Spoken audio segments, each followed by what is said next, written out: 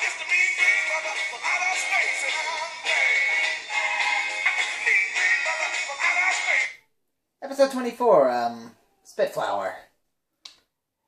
Power Rangers versus Audrey 2.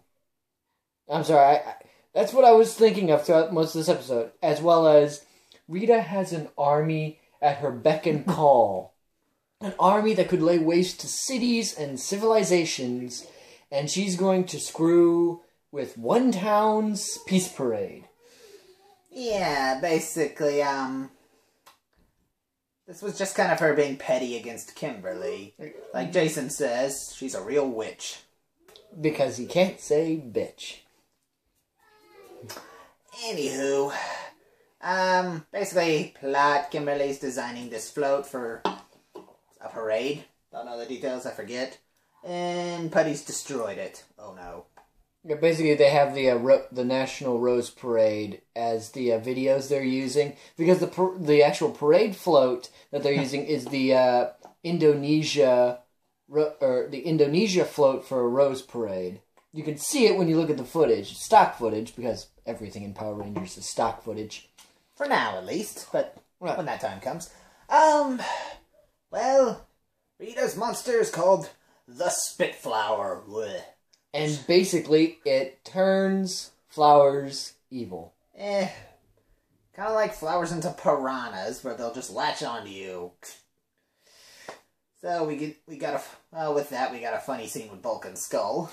Yeah, the thing about Bulk and Skull was Bulk is allergic to the flowers, but there's a scene where like they basically glued on all these flowers, and then he pulls out this one flower, and he looks at it, and you can tell that like the gnashing teeth is just, you know, his finger and thumb moving the jaws up and down like a little puppet, and it's hilariously bad. In the stock footage, the monster actually it sucked up flowers from various places and then spit them out like that, and they drained the life of people and they latched on.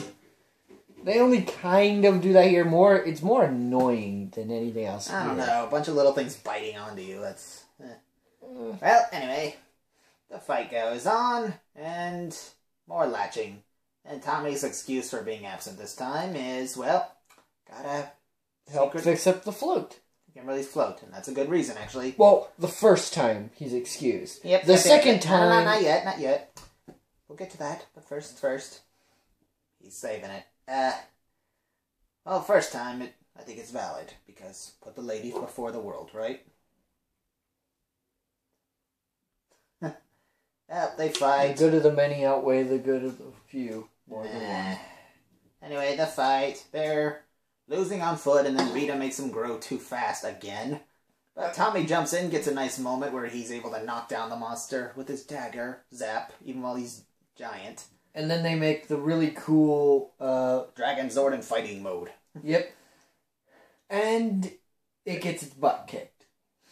Kinda. I mean, it's sort of weird how it works. And then... Retreat! They can do that.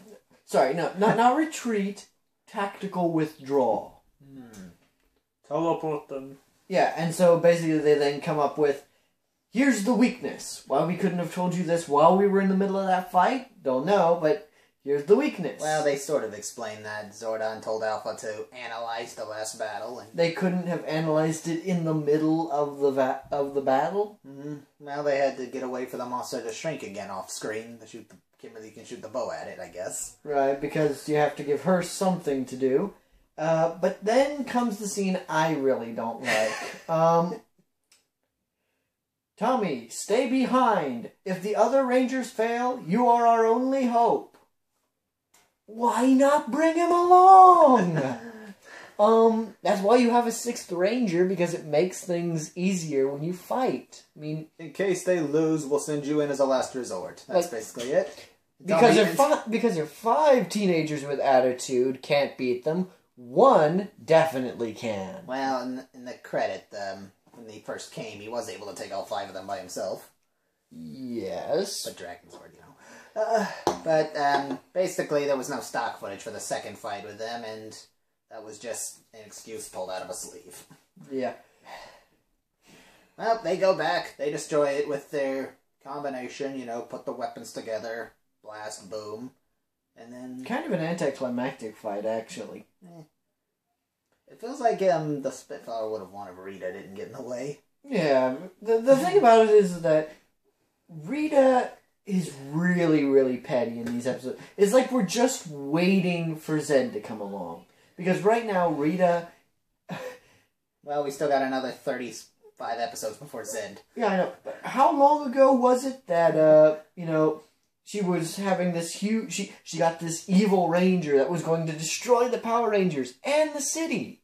So close, too. Yeah, it got really close. And now she's messing with troll dolls and basically making... No, the troll doll didn't happen. It was a dream. Don't remind me. Well, but as a whole, it wasn't terrible. I've definitely seen worse things.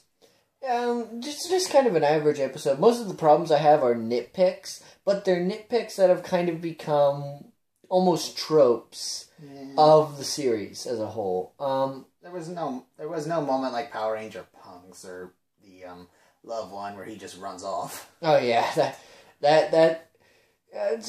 they gave genuine reasons except for in the final scene. There was no reason the Green Ranger could not have been in the final fight except stock footage didn't allow it. Well, I got one for you. Here's a reason. Maybe those flowers are going out of control on civilians and Tommy went to help them. That I'd be okay with. Or even Bulk and Skull. Yeah, that'd be a good reason. That'd be something I could understand. But, what would you write it as? Well, that's exactly what I'd write it as, is, Tommy, you have to go and help the civilians while the other Power Rangers face the monster. That makes sense. I'd be cool with that. They have a Green Ranger costume for American use. Yeah. It doesn't look nearly as good, but you could use it if you needed. Well. But instead, stay behind. In case the others fail, maybe we can throw you at them and something happens. Okay. Well, overall, I'm gonna give it a 3 because it's still a solid episode. Yeah, a 3 out of 5 is it's an average episode. Nothing good, nothing exemplary about it. But there's nothing, there's no Power Rangers punks or dream sequences in it. It's not gonna stick out in your mind and think, ugh, that one. Well, the only thing that sticks out in my mind is that stupid line. I need a little remembrance. What the stupid... Tommy, you must stay behind. Right. If the others fail, you will be our last hope. And there were quite a few... Tommy, he's just like, okay. Okay! There were a couple of stupid lines, but primarily, all the sycophants in Rita's charge, those are kind of annoying after a while, but... Why can't I win? Because you're an idiot, that's why. Because instead of destroying armies and laying waste to cities, you're screwing with one small suburb's peace parade. I think Rita, after 20 plus loses, is just getting frustrated. Right. She needs to win occasionally so she can still be threatening. She did win on the first 4 episodes of Green with Evil. Yeah, but that's not saying much when she loses, 20 episodes before then and after. Well, on the side note, new location. And we're back. Yay. Oh, yeah. We have a couch now. Yeah. It's fun and comfortable. And the wall's green. Evil. You want to know? You should try something as just testing. You should just try to test and see if you can do a background use the green in the background and green screen something. Maybe. Although for now it definitely does give us a nice place to edit the photos in. Oh yeah. Cool. Yep, so see you next time for The Masquerade. That's what it is? I forget the title, but Masquerade was in it. Costume party, fun stuff. Yeah, something like that. So, see you then. See you guys.